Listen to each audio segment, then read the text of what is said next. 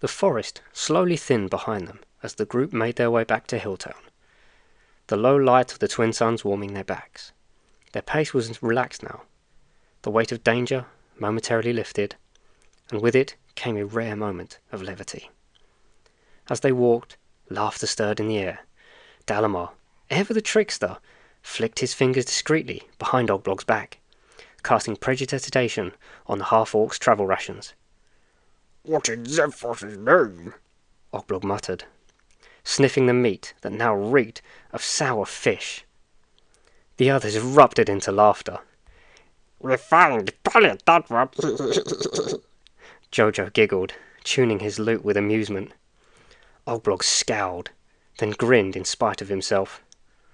"One day, Dark Elf," he said, chomping defiantly on the foul-smelling bite, "you'll taste your own trickery." It was a moment of bonding the group sorely needed. Battle had forged them together, but it was humour that softened the edges.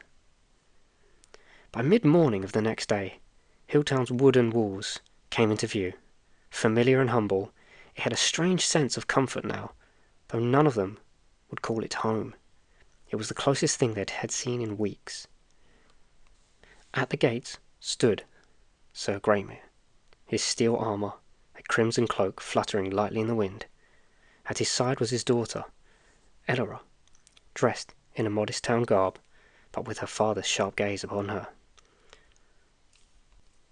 "You've returned," Greymere said, relief heavy in his voice. "And in one piece." "We keep trying to die," Shadowfang quipped, "but apparently fate's not done with us." Greymere chuckled, then produced a heavy coin purse, thick with gold. "For your service, you've done more for Hilltown than most of its own citizens.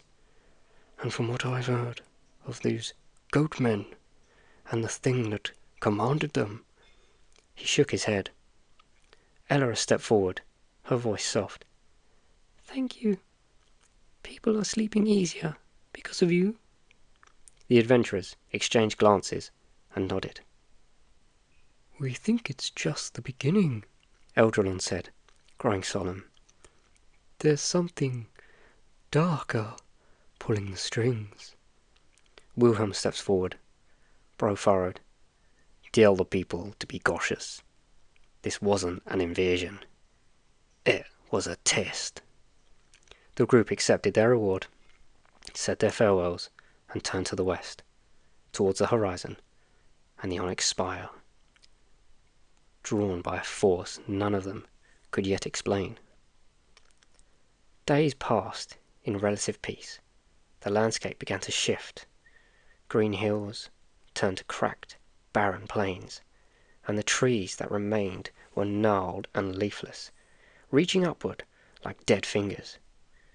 They moved with urgency, the skies overhead shadowed by restless clouds.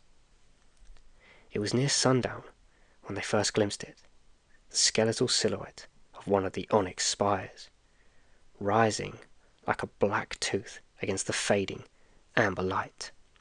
"It's been dead for years," Jojo whispered, clutching his lute. But Wilhelm held up a hand. There, faint, drifting down on the wind, was the sound of voices. They dropped low. "There's something up there," Shadow muttered, eyes narrowing.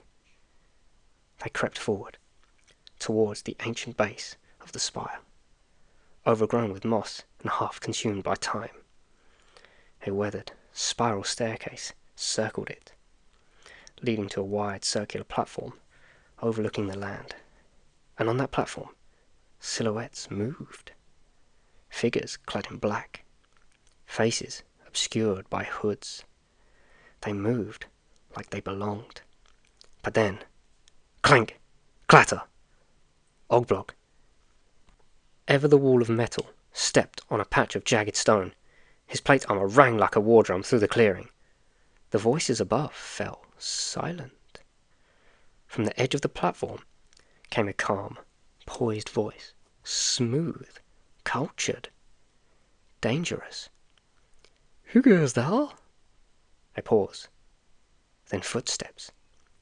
You've disturbed something not meant to be disturbed. Come forth, or be dragged into the light. Shadowfang's fingers went to his blades. Eldrilon began to wave sparks of lightning between his fingers. Wilhelm took a breath, his axe in hand. Dalamar grinned. Looks like dinner's getting interesting.